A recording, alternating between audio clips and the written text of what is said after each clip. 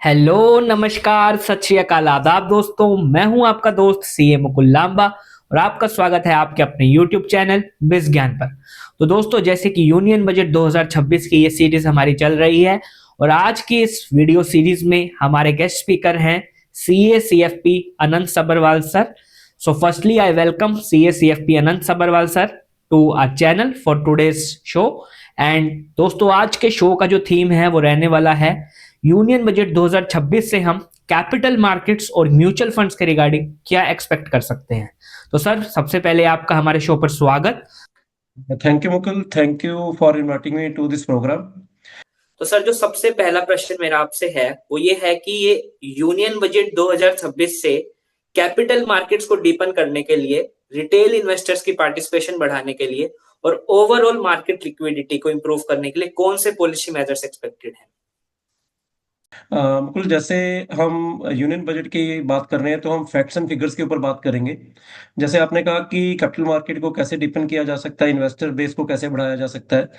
देखिए, इन्वेस्टमेंट हो या ट्रेडिंग, ये दोनों चीजें एक ही चीज के अगेंस्ट अराउंड रिवॉल्व करती हैं, वो है इन्वेस्टर बिहेवियर।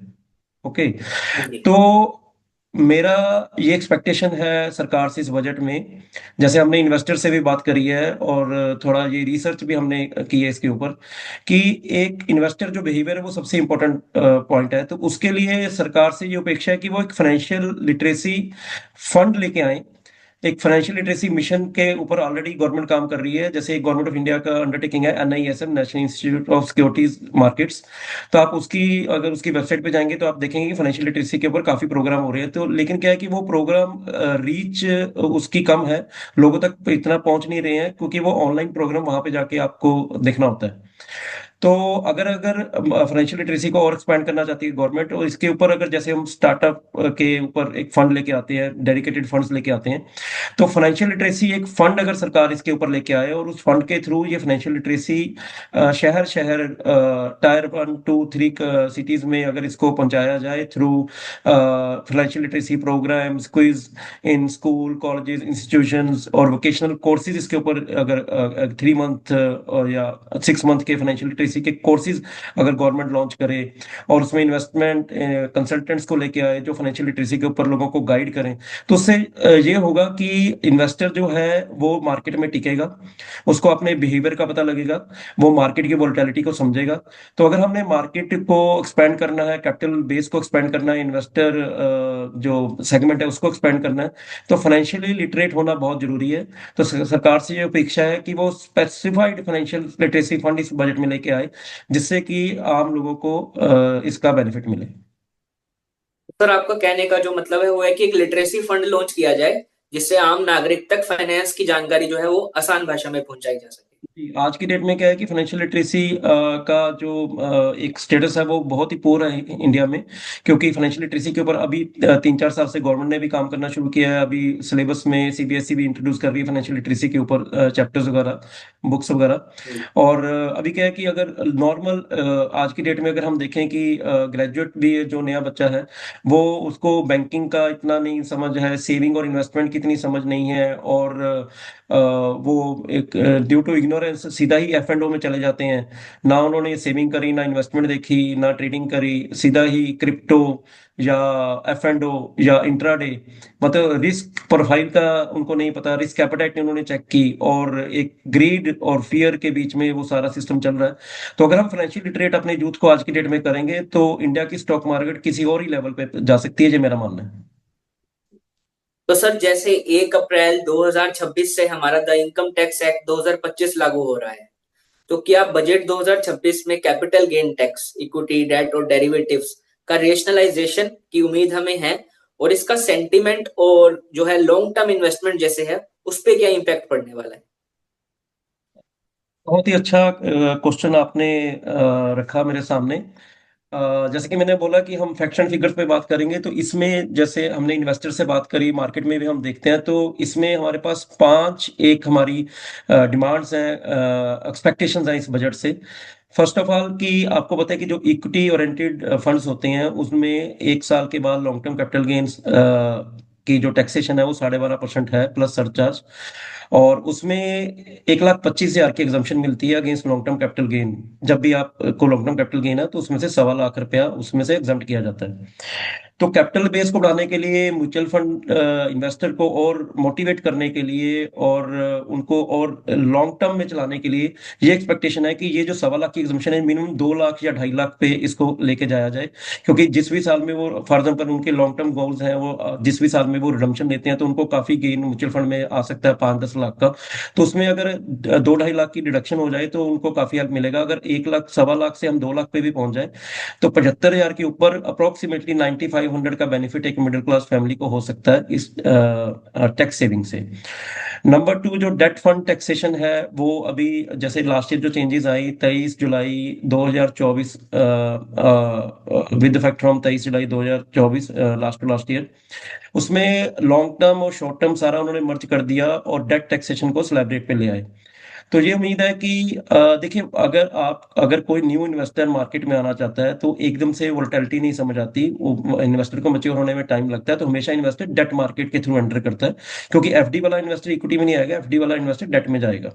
तो डेट की जो टैक्सेशन है वो बहुत ही एक इन्होंने हाई कर दी है। तो ये एक रिक्वायरमेंट है, उम्मीद है कि डेट की टैक्सेशन को प्रीवियसली जैसे आपका 20% विद इंडेक्सेशन जो लॉन्ग टर्म की थी, इन्होंने पहले 3 इयर्स की जो लॉन्ग टर्म कैपिटल गेन था, 3 इयर्स की होल्डिंग पीरियड को 2 इयर्स कर दिया। वो उसके बाद 2 इयर्स के बाद इन्होंने फिर वो स्लैब रेट पे ले आए।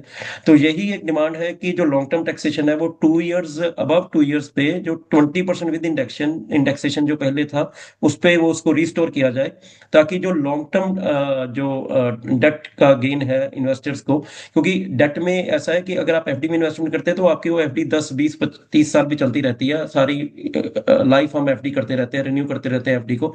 तो डेट इन्वेस्टर भी एक लॉन्ग टर्म इन्वेस्टर होता है। तो जो लॉन्ग टर्म इन्वेस्टर है उसको बेनिफिट देने के लिए, तो जो लॉन्ग टर्म कैपिटल गेन है debt should be 20% tax with indexation. अगर ये रिवाइव करे तो काफी पुश मिलेगा डेट म्यूचुअल फंड्स को, डेट मार्केट को। और तीसरा हमारी जो डिमांड रहेगी, जो एक्सपेक्टेशन है बजट से, वो है इंटर स्कीम स्विच। तो इंटर स्कीम स्विच में क्या होता है कि जैसे फॉर एग्जांपल आपने किसी म्यूचुअल फंड स्कीम में आपने इन्वेस्ट किया तो वो स्कीम आपको सूट नहीं कर रही है, वो आपके गोल्स के साथ नहीं अलाइन हो रही है, या वो स्कीम परफॉर्म नहीं कर रही है, तो आप एक स्कीम से दूसरी स्कीम में स्विच करते हैं। जैसे एक मिड कैप फंड से आप लार्ज कैप फंड में चले गए, या लार्ज कैप फंड से आप स्मॉल कैप फंड में चले गए। तो इंट्रा स्कीम स्विच जो है, इंट्रा स्कीम स्विच के ऊपर भी टैक्स है। तो ये एक एक्सपेक्टेशन है कि जो इंट्रा स्कीम स्विच है वो एक जनरल रिक्वायरमेंट है एक इन्वेस्टर की। वो ऐसा नहीं है कि वो रिडम्पशन ले रहे हैं, उनको पैसे की जरूरत है। वो एक जनरल रिक्वायरमेंट है कि उनका वो फंड नहीं चल रहा, या उनका फंड उनको समझ नहीं आ रहा, या उनके गोल्स के साथ अलाइन नहीं है, तो एक जनरल रिक्वायरमेंट है, उनको स्विच करना पड़ता है। तो उस स्विच में भी टैक्सेशन है, लाइक रिडम्पशन, उस स्विच में भी टैक्सेशन। तो उस टैक्सेशन को एक टैक्स न्यूट्रल किया जाए, उस पर जीरो टैक्स किया जाए। और चौथी हमारी डिमांड रहेगी कि ये जो न्यू रिजीम है अपना टैक्स का, देखिए ओल्ड रिजीम तो एक तरह से साइलेंट ही है और धीरे धीरे खत्म ही कर रही है सरकार उसको। जो न्यू रिजीम है, जैसे अगर म्यूचुअल फंड में या इक्विटी मार्केट में लोग या तो डेट के थ्रू आते हैं या फिर ईएलएस स्कीम के थ्रू आते हैं, जो 1.5 लाख की उन्होंने सेविंग करनी होती है।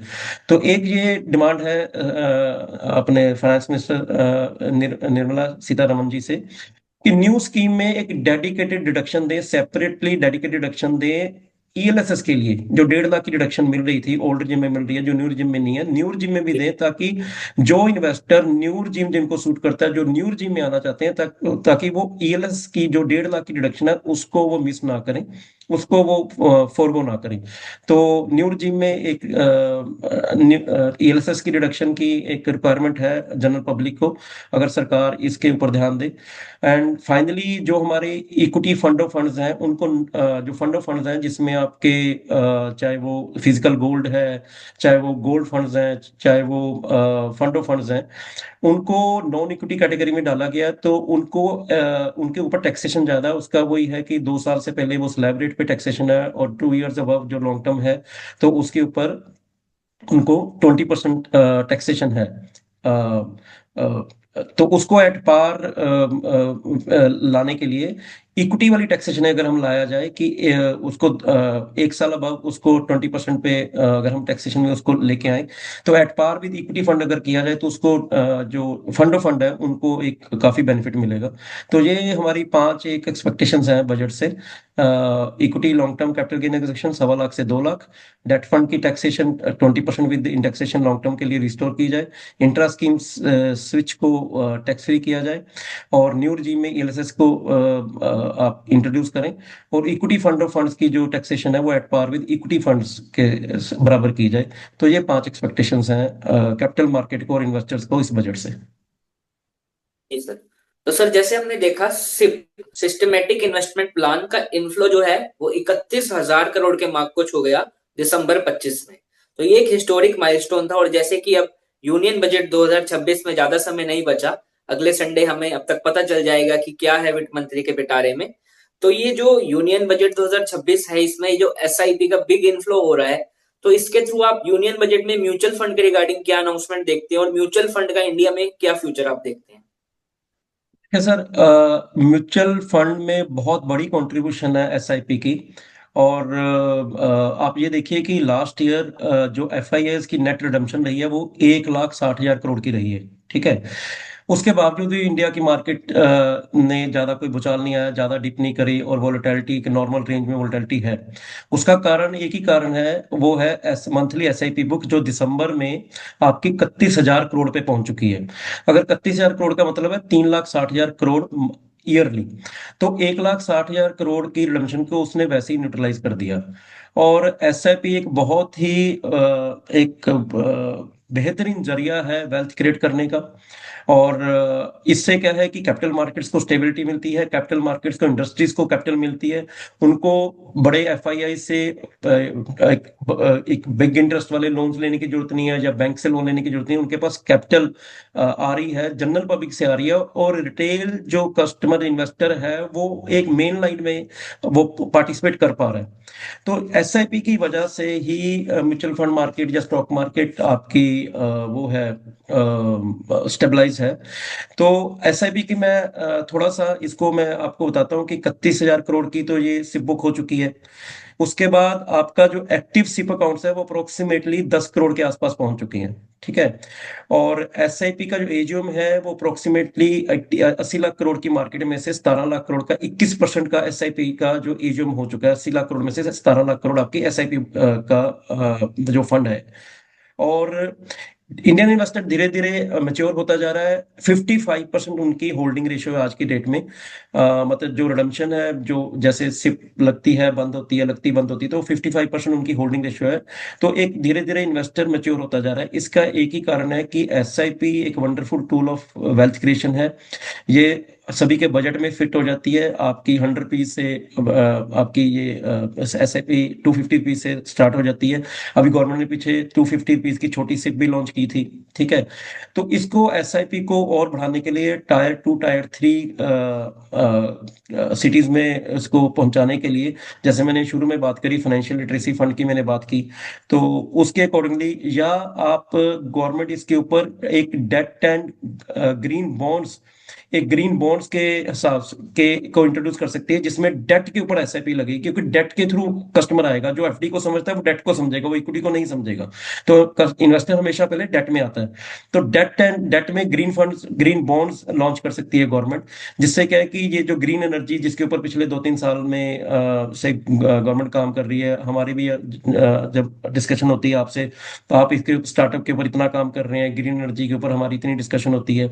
तो जितना ग्रीन एनर्जी के ऊपर गवर्नमेंट काम कर रही है, अगर उनको वहां पे कैपिटल इंट्रोड्यूस करनी है, तो गवर्नमेंट एक डेट में ग्रीन बॉन्ड्स इशू कर इंट्रोड्यूस कर सकती है, जिसमें लोग अपनी छोटी छोटी 250, 300, 500 हजार, 2,000, 5,000 की एसआईपी लगा सकते हैं।